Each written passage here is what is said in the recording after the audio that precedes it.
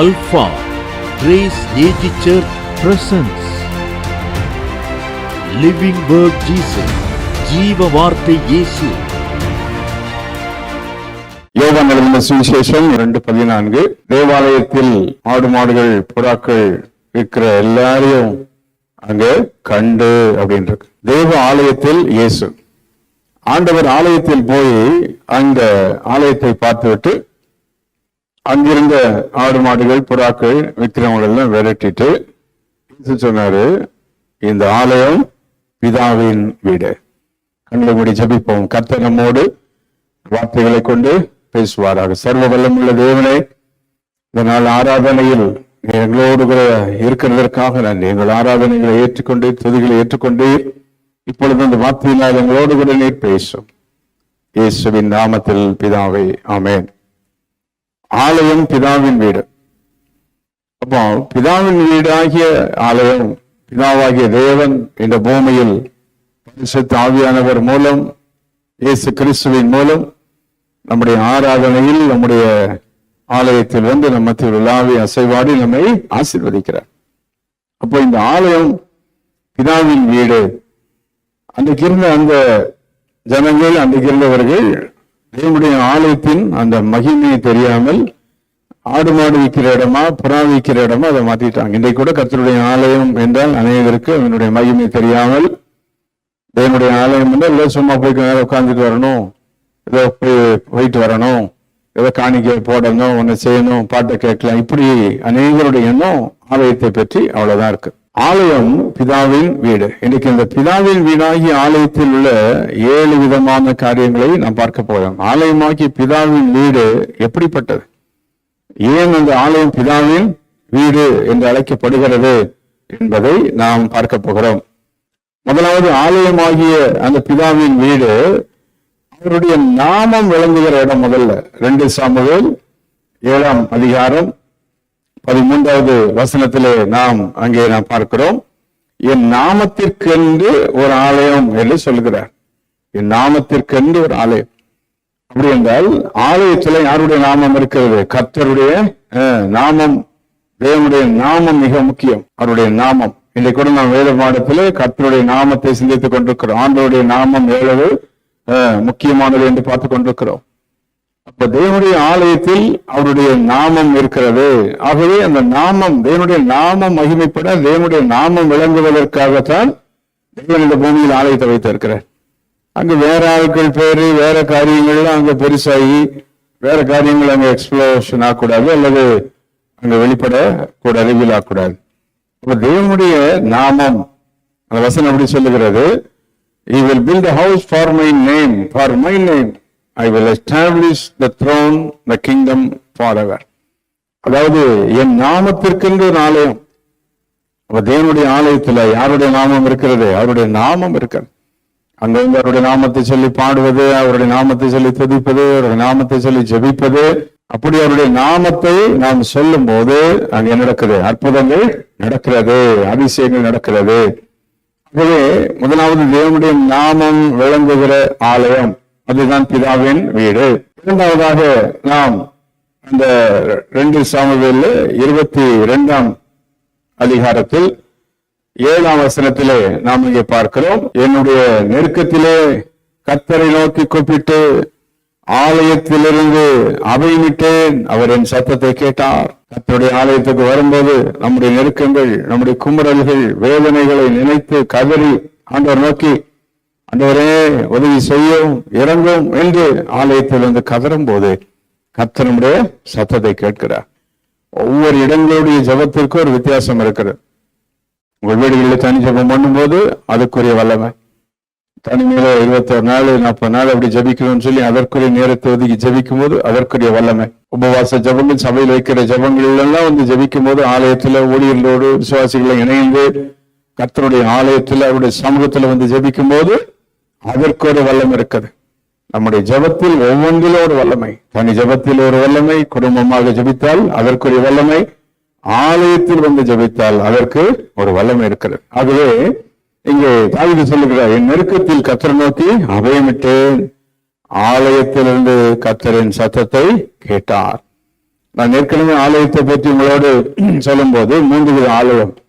நாம் ஆராதிக்கிற இந்த ஆலயம் நம்முடைய இருதயமாகிய ஆலயம், 3வது பரலோக ஆலயம். ஆலய கட்டடமாகிய ஆலயத்தில் நாம் வரும்போது இருதயமாகிய ஆலயம் எப்போது ஆண்டவருக்கு நேரம் திரும்பனோ, ஆராதனையில வந்து ஆலய கட்டடத்துக்குள் நாம் இருந்தாலும் நம்முடைய இருதயமாகிய ஆலயத்தில் இருந்துதான் நம்ம சத்தம் மேல போவோம். அந்த சத்தத்தை யார் கேட்பா? கர்த்தர் கேட்பார். ஆகவே ஆலயம் பிதாவின் வீடு. அந்த பிதாவின் வீடாகி ஆலயத்தில் அவருடைய நாமம் இருக்கிறது. 2வது ஜெபம் கேட்கப்படுகிறது. அந்த தேவனுடைய ஆலயத்தில் ஆண்டவர் நம்முடைய ஜெபங்களை கேட்கிறார். நம்முடைய ஜெபங்களுக்கு என்ன செய்கிறார்? அவர் பதில் தருகிறார். நம்முடைய ஆண்டவர் ஜெபத்திற்கு பதில் தருகிற ஆண்டவர். 3வதாக கேருபீன்கள் உள்ள ஆலயம். The temple of God is cherubims. அங்கே கேருபீன்கள் இருக்கிறது, சேராபீன்கள் இருக்கிறது. சேராபீம்ஸ், கேருபீம்ஸ். அங்கே வேதத்தில் பார்க்கிற ஏசாயா 6ஆம் அதிகாரத்தில் 2 சட்டைகளால் கால்களை மூடி, 2 சட்டைகளால் பறந்து, 2 சட்டைகளால் முகத்தை மூடிக்கொண்டு பரிசுத்தர் என்று பிரித்தார்கள். கேருபீன்கள் உள்ள ஆலயம்.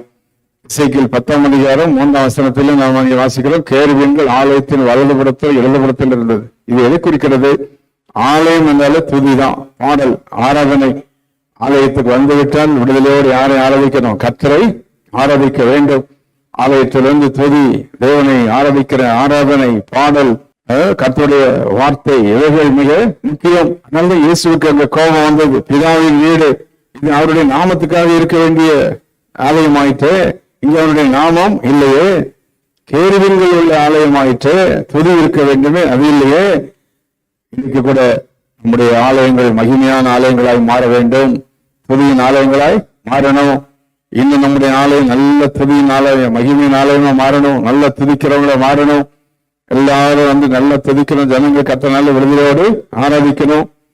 ஆண்டவர் இந்த ஆலயத்தில் ஜெபத்தை கேட்கணும். ஆம், ஆலயத்தில் வந்து நாம் தேசத்துக்காக, குடும்பங்களுக்காக ஜெபிக்கும் போது கர்த்தர் நம்முடைய ஜெபங்களை கேட்கிறார். நம்ம ஆண்டவர் ஜெபத்தை கேட்கிற தேவன். அவருடைய நாமம் விளங்கும் ஆலயம், ஜெபத்தை கேட்கும் ஆலயம், கேருபீன்கள் துதியுள்ள ஆலயம். எசேக்கியேல் 10:3 கேருபீன்கள் ஆலயத்தின் வலதுபுறத்திலும் இடதுபுறத்திலும் இருந்தது என்று சொல்லி பார்க்கிறோம். நம்ம எல்லாரும் ஆண்டவர் நோக்கி, ஆண்டவரே எங்களுடைய ஆலயம் இப்படிப்பட்ட ஆலயமா இருக்கணும், நாங்க ஆலயத்துல வந்தா உங்களுடைய நாமத்தை உயர்த்தணும், இந்த ஆலயத்தை எங்களுக்கு கொடுத்ததுக்காக ஸ்தோத்திரம். நாங்க ஆலயத்துக்கு வந்து ஒவ்வொரு நாளும் அந்த குறிப்பிட்ட நேரத்துல, அது ஜெப நாட்களோ ஆராதனை நாட்களோ நாங்க வந்து ஆராதிக்கணும். எங்க ஜெபத்தை நீங்க கேட்கணும். 4வதாக சங்கீதம் 65:4 உமது ஆலயமாகி வீட்டின் நன்மையினால் திருப்தியாகும். திருப்தியாக்கும் ஆலயம். அங்கே ஆண்டுடைய வார்த்தை நம்ம திருப்தியாக்கணும், ஆராதனை நம்ம திருப்தியாக்கணும், தேவனுடைய பாடல்கள் நம்ம திருப்தியாக்கணும். ஆலயத்துக்கு வந்து யாரும் திருப்தி இல்லாம போகக்கூடாது. தேவனுடைய ஆலயத்துக்கு வந்தா நீங்க அவருடைய நாமத்தை மகிமைப்படுத்தினா, பாடல் பாடி தேவனை உயர்த்திட்டா ஆண்டவர் நம்மளை சாட்டிஸ்ஃபை பண்ணிடுவார். திருப்தியற்று போகக்கூடாது. சில சொல்லுவாங்க, ஆலயத்துக்கு வந்துட்டு போய் வீட்டுல சண்டை வந்துடுச்சு, பிரச்சனை வந்துடுச்சு, அது சாத்தானுடைய வேலை. ஆலயத்துல வந்துட்டு போன திருப்தி, மனதில் ஒரு சந்தோஷம், ஒரு சமாதானம், ஒரு அமைதி, ஒரு விடுதலை. இங்க இயேசு அன்றைக்கு போன போது ஆலயத்துல அங்க சமாதானம் இல்ல, திருப்தி இல்ல, ஒன்று இல்லை. ஜனங்களுக்கெல்லாம் வியாபாரம் செய்து கொண்டு அங்கே ஒரே ஆட்டம் பாட்டம் ஆர்ப்பாட்டம். ஆண்டவர் அவர்களை விரட்டினார். இது என் பிதாவின் வீடு, இது திருப்தியாக்குற இடம். இது மட்டுமல்ல, ஆலயத்துல நன்மை இருக்குது. சங்கீதம் 122:9 நன்மை, ஆலயத்துல நன்மை. கர்த்தருடைய ஆலயத்துல போய் அவரை தேடும் போது, அன்னால கேட்ட சொல்லவா, ஆலயத்துல போய் தான் கர்த்தரை ஆசீர்வதித்தார். வேதத்துல நீங்க பாத்தீங்கன்னா, சிமியோன் கர்த்தருடைய ஆலயத்துல, புதிய ஏற்பாட்டுல ஒரு அன்னாள் கர்த்தருடைய ஆலயத்துல, அவளுக்கு குடும்பங்கள் இருந்ததா என்ன, அவ்வளவு கர்த்தருடைய ஆலயத்துல தேவனுடைய ஆலயத்தின் நன்மைகளை புசித்து விட்டால், தேவனுடைய ஆலயத்தின் நன்மைகளை அனுபவித்து விட்டால், அதே போல இந்த உலகத்துல வேற ஆசீர்வாதம் ஒன்றுமே இல்லை. கரங்களை வைத்து, ஆண்டவரே உங்களுடைய ஆலயமாகிய நன்மை, உங்களுடைய ஆலயத்துல திருப்தி, உங்களுடைய ஆலயத்தில் எங்கள் ஜெபத்தை கேட்கிறீர், இதுதான் எங்கள் பிதாவின் வீடு. ஹல்லேலூயா. பிதாவின் வீடாகிய இந்த ஆலயத்திற்காக உமக்கு நன்றி. ஞாயிற்றுக்கிழமை ஆராதனைக்கு வரும்போது பிதாவின் வீட்டுக்கு போகிறோம், அப்பா வீட்டுக்கு போறோம், அவருடைய சமூகத்துக்கு போறோம்னு ஓடி வந்து உட்கார்ந்து அவரை ஆராதிக்க துதிக்க இதற்கு கிருபையை தருவாராக. சங்கீதம் 48:9 5வதாக, கர்த்தருடைய ஆலயம் என்பது என்னவென்றால் கிருபை உள்ள இடம். ஆலயம், ஆலயத்தில் தான் அவருடைய கிருபை. ஆலயத்தில் அளவற்ற அவருடைய கிருபை வெளிப்படுகிறது, அளவற்ற அவருடைய ஆசீர்வாதங்கள் வெளிப்படுகிறது. The grace of God is revealed in the temple of God. தேவனுடைய ஆலயத்தில் அவருடைய கிருபை, தேவனுடைய ஆலயத்தில் வந்து துதிக்கிறவர்களுக்கு தேவன் தம்முடைய கிருபை வெளிப்படுத்துகிறார். குடும்பத்தில் கிருபை, வேலையில் கிருபை, அவருடைய இரக்கம், அவருடைய தாவீதின் மேல் தேவ கிருபை என்பதற்கு காரணம் தாவீது தேவனுடைய ஆலயத்தை நேசித்தபடியினால் அவளின் கைக்கு அவரை விலக்கி பாதுகாத்து அவருக்கு வந்த போராட்டங்கள், பிரச்சனைகள் எல்லாவற்றுக்கும் தாவீதை பாதுகாத்தார். கர்த்தருடைய கிருபை தாவீதோடு கூட இருந்துச்சு. அப்ப கிருபை அவனோடு கூட மட்டும் இல்ல, சந்ததி சந்ததியாக அந்த கிருபை இருந்தது. சங்கீதம் 89 வாசித்த சந்ததி சந்ததியாக என் கிருபை நான் வெளிப்படுத்துவேன். நாம் கர்த்தருடைய ஆலயத்தில் தேவனை தேடி ஆராதிக்க சந்ததி சந்ததியாகிய அவருடைய கிருபை வெளிப்படும். அதுதான் அந்த யோவான் 2ஆம் அதிகாரம் 14ஆம் வசனத்தில் இயேசு ஆலயத்திற்கு வந்த போது ஆலயத்தில் அவர்கள் புறா விற்கவும் ஆடு மாடுகள் விற்கவும் அந்த ஆலயத்தை ஏதோ ஒரு வியாபார ஸ்தலமாக்கி ஆலயத்தில் அங்கே ஆண்டுடைய மகிமை இல்லாமல் ஆக்கியிருந்தார்கள். இயேசு கிறிஸ்தவர்களை விரட்டி விட்டு சொன்னார், இது என் பிதாவின் வீடு, இது பிதாவின் வீடு, இங்க வந்து ஆராதியுங்கள், அவருடைய நாமத்தை உயர்த்துங்கள், இங்கே தொழுகை இருக்கட்டும், ஜெபம் இருக்கட்டும், பாடல் இருக்கட்டும். இதை ஆண்டவர் வெளிப்படுத்தி காண்பித்தார். எல்லா கரங்களை வைத்து உங்களுடைய நாமம் உள்ள ஆலயத்துக்காக ஸ்தோத்திரம் என்று சொல்வோம். ஹல்லேலூயா. கேருபீன்கள் உள்ள ஆலயம், ஆண்டவரின் ஆலயத்தில் இருக்கிற அந்த துதிக்காக ஸ்தோத்திரம். ஆலயத்தில் எப்பொழுதும் துதி இருக்கணும். அடுத்தது ஜெபத்தை கேட்கும் ஆலயம், திருப்தியாக்கும் ஆலயம், நன்மை நான் நிரப்புகிற ஆலயம். சொல்ற நன்மை நான் வாயை திருப்தியாக்கி ஆண்டவர் ஆலயத்துல வந்தவரை ஆராதிக்க ஜெபிக்க நன்மை நான் நம்மை திருப்தி ஆக்குகிறார். இந்த மாதம் ஆலயத்திலிருந்து ஒரு மகிமை புறப்படுகிறது. பல நாட்களாக என்னுடைய ஆலயத்தில் வந்தவரை ஆராதிக்க முடியாமல் இருந்தும் கர்த்தர் ஆலயத்தை திறந்து ஆராதிக்க வைத்திருக்கிறார். ஆராதனையிலிருந்து ஒரு வல்லமை புறப்படுகிறது, ஆலயத்திலிருந்து ஒரு வல்லமை புறப்படுகிறது. இந்த ஆலயத்தில் நாம் ஆண்டவர் நோக்கி கூப்பிடுதல கர்த்தர் கேட்டு தேசத்தை மாற்ற போகிறார், குடும்பங்களை மாற்ற போகிறார். இப்படி நாம் ஆலயத்தில் வந்து முடிந்தவரை கூடி நாம் ஆராதிக்க ஒரு பெரிய விடுதலை வரப்போகிறது. இதனுடைய வல்லமை நாம் பார்க்க போகிறோம். 6வதாக சங்கீதம் 92:13 வசனம் சொல்லுகிறது, ஆலயத்தில் நாட்டப்பட்டவர்கள் செழித்திருப்பார்கள். Those that are planted in the house of God, they will flourish என்றிருக்கிறது. என்னுடைய ஆலயத்தில் நாட்டப்பட்டவர்கள் செழித்திருப்பார்களாம். செழிப்பு தேவனுடைய ஆலயத்தில் தான் என்ன இருக்குது? செழிப்பு இருக்குது. கர்த்தருடைய ஆலயத்தில் வந்துவிட்டா தேவன் நம்மை செழிக்க வைக்கிறார். ஆமென், ஹல்லேலூயா. உள்ளத்துல ஒரு சமாதானம் வந்தாலும் என்ன வந்துடும்? செழிப்பு வந்துடும், அங்கே ஆசீர்வாதம் வந்துடும். தேவனுடைய ஆலயத்துல ஒரு செழிப்பை கர்த்தர் நமக்கு வைத்திருக்கிறார். ஆலயத்தில் நாட்டப்பட்டவர்கள் செழித்திருப்பார்கள். Those that planted in the house of the Lord shall flourish என்றிருக்கிறது. தேவனுடைய ஆலயத்தில் நாட்டப்பட்டவர்கள் they will flourish in the courts of the Lord. அப்படி என்றால் வெளியில எல்லாம் நல்ல ஆசீர்வாதமா இருப்பாங்க. ஆலயத்துல வந்து துதிச்சு ஆலயத்தில் நாட்டப்பட்டாச்சுன்னா வெளியில கோர்ட்ஸ் ஆஃப் த லார்ட், தேவனுடைய ஆலயத்திற்கு வெளியே உள்ள இடங்களிலே, வேலைகளிலே, குடும்பங்களிலே அவர்கள் செழித்திருப்பார்கள். கர்த்தருடைய ஆலயம் என்பது மேன்மையானது, மிக முக்கியமான ஒன்று. இந்த மாதம் ஆண்டவருடைய ஆலயத்தின் மகிமை பெற்றுக் கொள்வோமாக. நல்ல ஆண்டவரை வந்து ஆராதிப்போம், தேவனை நல்லா தேடுவோம், வந்து பாடுவோம், கர்த்தரை மகிமைப்படுத்துவோம், கர்த்தருடைய வார்த்தையை கேட்போம். முடிந்த வரை கர்த்தருடைய ஆலயத்துல வந்து இணைய முடிந்தவர்கள் இணைந்து கர்த்தரை ஆராதிப்போம். இப்போ ஆலயம் பிதாவின் வீடு, பிதாவின் வீடாகிய ஆலயத்தில் முதலாவது அவருடைய நாமம் விளங்குகிறது. இரண்டாவது அங்கே ஜெபம் கேட்கப்படுகிறது. அந்த பிதாவின் வீடாகிய ஆலயத்தில் மூன்றாவது அங்க பார்க்கிறோம் கேருபீன்கள் இருக்கிறது, சேராபீன்கள் அப்படி என்றால் துதி ஆராதனை அங்கு இருக்கிறது. நான்காவது தேவனுடைய ஆலயம் திருப்தியாக்குகிற இடம், பிளேஸ் ஆஃப் சாட்டிஸ்பாக்சன். ஒருவேளை நம்ம வந்த உடனே திருப்தி தெரியாது, முதல்ல ஆத்மால சந்தோஷம் வரும். நாம போய் காரியங்களை செய்யும் போது ஒவ்வொரு வாரம் வந்து தேவனை ஆராதிச்சுட்டு போற குடும்பங்கள்ட்ட கேட்டு பாருங்க, அந்த வாரம் கர்த்தர் எப்படி நடத்துறார் ஆச்சரியமா. ஒவ்வொரு வாரம் ஆண்டவர் எப்படி அந்த குடும்பங்களை நடத்துறார் ஆச்சரியமா, எப்படி கர்த்தர் வைக்கிறார், எத்தனை விபத்துகளுக்கு பாதுகாத்து, நன்மைகளை கொடுத்து, கிருபைகளை கொடுத்து, பிள்ளைகளை பாதுகாத்து, வியாதிகளுக்கு பாதுகாத்து, அந்த போராட்டங்களுக்கு பாதுகாத்து, இப்படி எல்லாம் திருப்தி ஆக்குகிறார். ஆமேன். ஒரு நாள் கர்த்தருடைய ஆலயத்தில் வந்து, அதான் 1000 நாள் வேறிடத்தில் இருப்பதை விட ஒரு நாள் நல்லது. அவருடைய ஆலயத்தில் வந்திருக்கிற ஒரு நாள் நல்லது. அப்போ திருப்தியாக்கும் ஆலயம், கிருபையுள்ள ஆலயம். இதனுடைய ஆலயம் என்பது கிருபையுள்ள இடம். அந்த கிருபையுள்ள இடத்துல வந்து அவருடைய கிருபை நாம் பெற்றுக்கொள்ள வேண்டும். அடுத்தது, ஆலயத்தில் நாட்டப்பட்டவர்கள் செழித்திருப்பார்கள். ஆமேன். என்னுடைய ஆலயத்தில் நாட்டப்பட்டவர்கள் செழித்திருப்பார்கள். ஆலயத்துல ஒரு பெரிய செழிப்பை நாம பார்க்கிறோம். ஆலயத்துல ஒரு செழிப்பை கர்த்தர் வைத்திருக்கிறார். எசேக்கியேல் 9ஆம் அதிகாரத்துல 3வது வசனத்துல 7வதாக நாம் பார்க்கிறோம். தேவனுடைய மகிமை ஆலயத்தில் இருக்கிறது. அதான் முக்கியம். உலகத்தில் இல்லாத ஒரு பெரிய ஆசீர்வாதம் ஆலயத்தில் இருக்குது. 9ஆம் அதிகாரம் 3ஆம் வசனத்துல நாம் அங்கே பார்க்கிறோம். எசேக்கியேல் தீர்க்கதரிசியின் புஸ்தகத்துல, அப்பொழுது இஸ்ரவேலின் தேவனுடைய மகிமை கேருபீன்கள் மேலிருந்து எழும்பி ஆலயத்தின் வாசப்படியில் வந்து சணல் வாங்கி தரித்த அறையிலே கணக்குடைய மைக்கூட்ட வைத்திருக்கிற அந்த புருஷனை கூப்பிட்டு இருக்கிறது. அப்போ the glory of God gone up from Herod and it came to the threshold of the house. என்னுடைய ஆலயத்தின் வாசப்படியில வந்தது. கர்த்தருடைய ஆலயத்தில் அவருடைய மகிமை இருக்கிறது. மகிமை.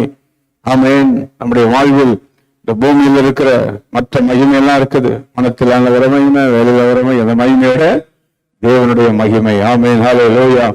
அன்றைக்கு கூட மோசே ஆசரிப்பு கூடாரத்தில் உள்ள பிரவேசிக்கும் போது, வரும்போது, போகும்போதும் கூடாரத்துக்கு மேல ஒரு மகிமை இருந்ததாக பார்க்கிறோம். ஆலயத்தில் ஒரு மகிமை இருக்குது. There is a glory in the temple of God. ஆலயத்தில் வரும்போது அதுக்குரிய மகிமை கர்த்தர் வச்சிருக்கிறார். அந்த மகிமை உங்க குடும்பத்தில் பிரதிபலிக்க ஆரம்பிக்கும். பிசாசின் மகிமை, அந்த மகிமை தேவனுடைய மகிமை அழித்து போடும். வியாதிகள் அழித்து போடும். அந்தகாரங்களை அழித்து போடும். You can take and have the glory of God in the temple of God. When you come to the temple, என்னுடைய ஆலயத்துக்கு வரும்போது அவருடைய மகிமை இங்கே எசேக்கியேல் பார்க்கிறார். அவருடைய மகிமை வாசலில் வந்து நின்றது. வாசலில் வந்து நின்றது. இப்ப இந்த 7 விதமான ஆசீர்வாதங்களை நாம கேட்டாச்சு. இதை எப்படி பெற்றுக்கொள்வது? உட்கார்ந்த இடத்திலிருந்து பெற்றுக்கொள்ள முடியுமா? நேரம் வந்துருமா? அது இந்த ஆசீர்வாதங்களை எப்படி பெற்றுக்கொள்வது? இப்பதான் முக்கியமான காரியத்துக்களை போறோம். The sevenfold things that you have to do with the temple of God. தேவனுடைய ஆலயத்தோடு நீங்கள் இணைந்து செய்ய வேண்டிய 7 காரியங்கள் என்ன? வேதத்தில் வருஷத்தவர்கள் இப்படி செஞ்சிருக்காங்க. வெறும் ஆலயம் பிரசங்கத்தை மட்டும் கேட்டவொன்னு இந்த ஆலயத்தின் ஆசீர்வாதம் வந்துடாது. இந்த ஆலயத்தை ஆசீர்வாதத்தை பெற்றுக்கொள்வதற்கு என்ன செய்யணும்? ஏற்கனவே நம்ம வாசித்த வசனங்கள், தெரிந்த வசனங்கள், அதை இப்போ அடுக்க அழகாக நாம் பார்க்க போறோம். ஆலயத்தில் என்ன செய்யணும்? முதலாவது, ஆலயத்துக்கு go to the temple. 2 வசனம், 2 ராஜாக்கள் 19:14, ஏசாயா 2:3. கர்த்தருடைய ஆலயத்திற்கு போவோம். Let us go to the temple. சிலருக்கு சனிக்கிழமை நைட்டே இன்னைக்கு சர்ச்சுக்கு போக கூடாதுன்னு டிசைட் பண்ணிடுவாங்க. சிலர் ஒரு வாரத்துக்கு முன்னாலே சர்ச்சுக்கு போவான்னு டிசைட் பண்ணிடுவாங்க. இதை போல உலகத்துல சாபம் நம்ம வாழ்க்கையில வேற எதுவுமே கிடையாது. உங்க லைஃப்ல போக முடியுதோ போக முடியலையோ, ஆனா டிசிஷன் மட்டும் ஆலயத்துக்கு போக கூடாது, போக மாட்டோம், போகக்கூடாதுன்னு எடுத்தா அதை போல ஆசீர்வாத குறைச்சல் உலகத்துல இல்லை. நம்ம வாழ்க்கையில நம்ம உள்ளத்துல எப்பொழுதுமே ஒரு சத்தம் வந்துட்டே இருக்கணும். ஆலயத்துக்கு போகணும். என்ன கஷ்டம் இருந்தாலும் ஆலயத்துக்கு போகணும். என்ன வேதனை இருந்தாலும் ஆலயத்துக்கு போகணும். என்ன பாடுங்க வேணும், ஆலயத்துக்கு போகணும், ஆலயத்துக்கு போகணும், ஆலயத்துக்கு போகணும். Go to the temple. Plan in your heart. ஆலயத்துக்கு, தேவனுடைய சமூகத்துக்கு போவது என்பது அவ்வளவு சுலபம் அல்ல. ஆலயத்துக்கு போவதற்கு பல தடைகள் இருக்கும், போராட்டங்கள் இருக்கும். உலகத்துல மீதி இடங்களுக்கு போறதுக்கெல்லாம் பிரச்சனை வராது. திருமண வீட்டுக்கு போறதுக்கு, பர்த்டேக்கு போறதுக்கு, அதுக்கு போக, இங்க போக, இதுக்கெல்லாம் ரொம்ப பிரச்சனை வராது.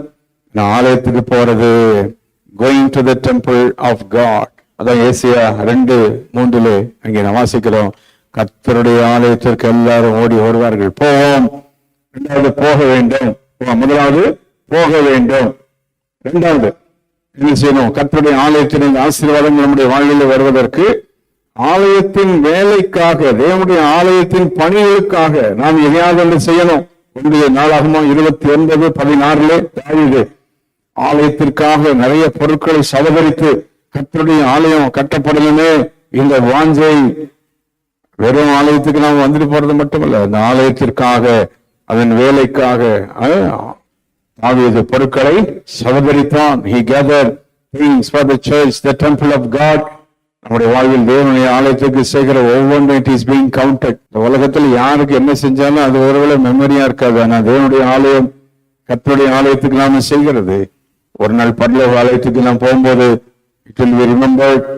உலகத்தில் நாம் பார்க்கிற இந்த ஆலயம், இந்த ஆலயத்திற்காக, தேவனுடைய பணிக்காக, தேவனுடைய ஆலயத்திற்காக என்ன செய்கிறோமோ பாருங்க. தாவீதை பத்தி இன்னைக்கு பேசிட்டு இருக்கோம். கர்த்தருடைய ஆலயத்தை கட்டுவதற்கு பொருட்களை சவதரித்து சாலமோன் ஏற்படுத்தி ஆலயத்தை கட்டி, அப்போ இந்த ஆலயத்தின் வேலைக்காக நாம் கிரியை செய்யணும். முதலாவது போகணும், இரண்டாவது ஆலயம் அந்த வேலைக்காக.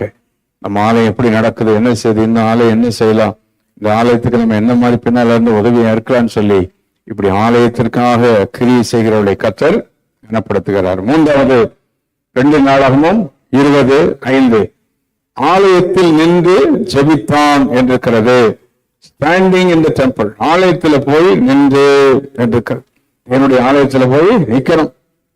கர்த்தருடைய ஆலயத்தில் போய் நின்று விட வேண்டும். கர்த்தருடைய நாமம் விளங்குகிற கேருபீன்கள் இருக்கிற அந்த கர்த்தருடைய ஆலயத்துல நாம போய் நின்று விடணும். நம்முடைய கால்கள் அந்த ஆலயத்துல போய் நிற்கணும். நம்முடைய கால்கள் போய் இங்க நின்று அந்த நேரத்தில் வாசிக்கிறோம், கர்த்தருடைய ஆலயத்தில் நிற்கிற கர்த்தருடைய ஊழியரே. நம்முடைய கால்கள் உலகத்துல எங்கெங்கோ ஓடிட்டு இருக்குது. ஆனா கர்த்தருடைய ஆலயத்துல போய் நம்முடைய கால்கள் நிற்கின்றதா? அந்த 2 நாளாம் 20:5 ஆலயத்தில் நின்று என்றிருக்கிறது. நின்று. நான்காவது சங்கீதம் 5:7 பிரவேசி, என்டர் இன்டு தி டெம்பிள். இது முக்கியமான ஒன்று. Enter into the temple. உடனே சொல்லுவாங்க, நாங்களாம் சர்ச்சுக்கு வந்துட்டோமே, உள்ளே வந்துட்டோம் அப்படின்னு. ஆலய கட்டடத்துக்குள்ள வந்துட்டீங்க, ஆனா உங்க இதயமாகிய ஆலயத்துக்குள்ள நீங்க நுழைஞ்சு உள்ளத்தின் ஆழத்திலிருந்து தேவனை ஆராதிக்கணும்.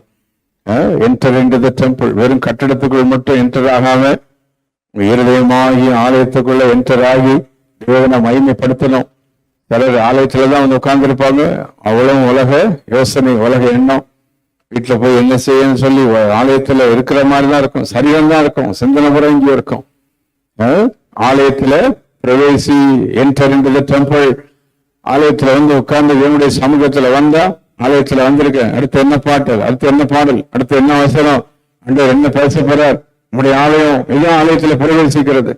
Not just coming into the temple and forgetting the temple and thinking about other things. மற்ற காரியங்களே நினைச்சிட்டு ஆலயத்துல உட்கார்ந்து இருக்கிறது அல்ல. அந்த ஆலயத்துல வந்தா பிரவேசிக்கணும், அவருடைய பாடலுக்குள்ள நுழையணும், அவருடைய பிரசன்ஸுக்குள்ள நுழையணும், அவருடைய காரியங்களுக்குள்ள நுழையணும். அடுத்தது நம்ம பார்க்கிறோம், ஆலயத்திற்கு போய் 2வது ஆலயத்தின் வேலைக்காக காரியங்களை செய்யணும், 3வது ஆலயத்துல நிற்கணும், 4வது ஆலயத்துல பிரவேசிக்கணும். 5வது சங்கீதம் 122:1 நாங்க வாசிக்கிறோம், கர்த்தருடைய ஆலயத்திற்கு போவோம் என்று சொன்ன உடனே மகிழ்ச்சி. கர்த்தருடைய ஆலயத்திற்கு போவதற்கு மகிழ்ச்சி. நீ சிலர் வேதனையோடு ஆலயத்துல உட்கார்ந்து வேற வழி இல்லையே, எப்படியோ வந்துட்டோமே, என்ன செய்ய, ஒரு மணி நேரம் எப்படி ஓடுமோ, இதெல்லாம் சாத்தானுடைய பயங்கரமான தந்திரம். ஆண்டுடைய ஆசீர்வாதத்தை பெற்றுக்கொள்ளாதபடி நம்முடைய வாழ்வில come happily to the church, come joyfully to the church. கர்த்தருடைய ஆலயத்திலிருந்து சந்தோஷமாய் யாரை ஆராதிக்கிறோம், கர்த்தரை ஆராதிக்கணும். மகிழ்ச்சி, ஆலயம் வந்தா மகிழ்ச்சி வரணும், ஆலயத்துக்கு வரணும்னா மகிழ்ச்சி வரணும். இதுதான் நம்முடைய வாழ்வின் ஆசீர்வாதம். ஆலயம் உங்களுக்கு மகிழ்ச்சியாக இருக்கிறதா? 5வது யோவேல் தீர்க்கதரிசியின் புஸ்தகம் 1ஆம் அதிகாரம் 13வது வசனத்துல எப்படி வாசிக்கிறோம், ஆலயத்துல பலி செலுத்தப்படாமல் இருந்ததாம். அப்படி என்றால் ஆலயத்துல என்ன செலுத்தணுமா? பலி செலுத்தணும். அது என்ன பலி? எரேமியா 33:11 இங்க வாசிக்கிறோம், ஸ்தோத்திர பலி என்று பார்க்கிறோம். ஸ்தோத்திர பலி, தேவனுடைய ஆலயத்துல ஸ்தோத்திர பலி. அந்த 1.5 மணி நேரம் 1 மணி நேரம் ஆராதனையில நம்முடைய ஸ்தோத்திர பலிகளை கர்த்தருக்கு செலுத்தி விட வேண்டும். பலி செலுத்தணும். தேவனுக்கு நல்ல தொதிகள், உள்ளம் குளிர, உள்ளத்தின் ஆழத்திலிருந்து அவருக்கு பலி செலுத்தப்பட வேண்டும். அப்போ அவருடைய நாமமுள்ள ஆலயம், கேருபீன்கள் ஆலயம், பிதாவின் வீடு, அந்த சமூகத்துல அந்த திருப்தி, அந்த ஆசீர்வாதத்தை பெறுவதற்கு நாம் செய்ய வேண்டியது என்ன? பலி செலுத்தணும். ஆமென், ஹல்லேலூயா. பலி செலுத்தணும், பலி செலுத்தணும். ஆண்டவருக்கு மகிமை உண்டாவதாக. 6வதாக நம்ம இங்கே பார்க்கிறோம், சங்கீதம் 84:2 ஆலய பிரகாரங்களின் மேல் வாஞ்சை, தி டிசைர் ஃபார் தி டெம்பிள். ஒரு வாரம் அடுத்த வாரத்துல உடனே இந்த ஆசை நம்ம வாழ்க்கையில குறைஞ்சிடக்கூடாது. நம்ம உயிரோடு இருக்கிற வரைக்கும் ஆலயத்து மேல இருக்கிற வாஞ்சை குறையக்கூடாது. அப்போ நீங்க ஆண்டவரை பார்த்து என்னுடைய ஆலயத்துல நல்ல ஆராதித்து அதை ருசிச்சு ஆண்டோடைய ஆசீர்வாதத்தை பெற்றுட்டீங்கன்னா அந்த வாஞ்ச குறையாம பார்த்துக்கிடணும். ஆமென், ஹல்லேலூயா. வாஞ்ச, desire should not decrease. Desire for the temple of God, desire for the worship. ஆலயத்தின் ஆராதனை, ஆன்லைன் ஆராதனை பார்த்தாலும் எப்போ ஆராதனை வரும் அப்படியே உட்கார்ந்து என்ஜாய் பண்ணணும், வாஞ்சையோட வசனத்தை கேட்கணும், அந்த வாஞ்சை. அப்போ சிலர் மெக்கானிக்கலா ஆலயத்துக்கு வந்துட்டு போயிடுவாங்க, வழி இல்லாம வந்துடுவாங்க, சொன்னதுனால வருவாங்க, ஏதோ பல விஷயத்துல வந்துட்டு போயிடுவாங்க. ஆனா கர்த்தருடைய ஆலயத்துல வாஞ்சை. கடைசியாக 7வது நாம் அங்க பார்க்கிறோம். எஸ்ராவின் புஸ்தகம் 7ஆம் அதிகாரம் 16ஆம் வசனத்துல என்ன இருக்குன்னா, ஆலயத்திற்கு மன உற்சாகமாய் அவர்கள் கொடுத்தார்கள். அது எஸ்ரா 8:36 ஆலயத்திற்கு உதவியாக இருந்தார்கள் என்று பார்க்கிறோம். அதுவே ஆலயம் நம்முடைய வாழ்வில் ஆசீர்வாதமாக இருக்க, ஆலயத்துல கிருபை திருப்தி உண்டாக, மன உற்சாகமாய் கர்த்தருக்கு பாடுவது, துதிப்பது, காணிக்கை செலுத்துவது ஒரு பேடான நமக்கு மாறாம மன உற்சாகத்தோடு வித் ரிஜாய்சிங். இதுவரைக்கும் பல ஆண்டுகள் கர்த்தருடைய ஆலயத்தில் நாம் வந்திருப்போம். ஆனா இன்றைக்கு கர்த்தர் நம்மோடு பேசிட்டு இருக்கிறார். ஏன்? அவருடைய ஆலயத்தில் நம்மை ஆசீர்வதிக்க விரும்புகிறார். அவருடைய ஆலயத்துக்கு வந்து ஒருவேளை ஆசீர்வாதம் பெறாம குடும்பம் இருந்திருந்தா ஆண்டவர் ஆசீர்வாதத்தை பெற்றுக்கொள்ள வேண்டும் என்று எதிர்பார்த்து, இந்த மாதம் ஆலயத்தில் மகிமையின் மாதம், ஆலயத்தில் உள்ள மகிமையை குடும்பம் பெற்றுக்கொள்ளணும், கர்த்தருடைய ஆலயத்தில் இருக்கிற ஆசீர்வாதத்தை குடும்பம் பெற்றுக்கொள்ளணும். இந்த வாஞ்சியோடு கூட ஆண்டவர் நோக்கி கலருங்கள். ஆண்டவரே, ஆலயத்துக்கு நான் போகணும், ஆலயத்தின் வேலைகளுக்காக நான் நின்று உதவி செய்கிறாரா மாறணும், ஆலயத்தின் கால்கள் நிற்கணும், ஆலயத்தில் நான் பிரவேசிக்கணும், ஆலயம்னால எனக்குள்ள மகிழ்ச்சி வரணும், அடுத்தது ஆலயத்துல பலி செலுத்தணும். நல்ல கரங்களை வைத்து கர்த்தரை ஸ்தோத்திரித்துக் கொண்டவர்கள். ஆண்டவரே, இப்படிப்பட்ட ஒரு ஆலயத்தின் வாஞ்சை நிறங்களுக்கு தாரும். சொல்லுங்க, இந்த மாதம் ஆலயத்தில் உள்ள ஆசீர்வாதங்களை இயேசுவின் நாமத்தில் எடுத்துக்கொள்கிறேன். என் வாழ்நாள் முழுவதும் உயிரோடு இருக்கிற நாளெல்லாம் நம்முடைய ஆலயத்தில் வந்து ஆராதிக்க, நம்முடைய ஆலயத்தில் ஆராய்ச்சி பண்ண, நம்முடைய ஆலயத்தில் வந்து நம்முடைய சமூகத்தில் பிரச்சனத்தை உணர. Give me the desire for the temple. Lord, help me to come into the temple. Help me to help for the temple. நம்முடைய ஆலயத்திற்காக உதவி செய்ய, மனமும் வந்து காரியங்களை செய்ய எனக்கு நீர் உதவி செய்யும்.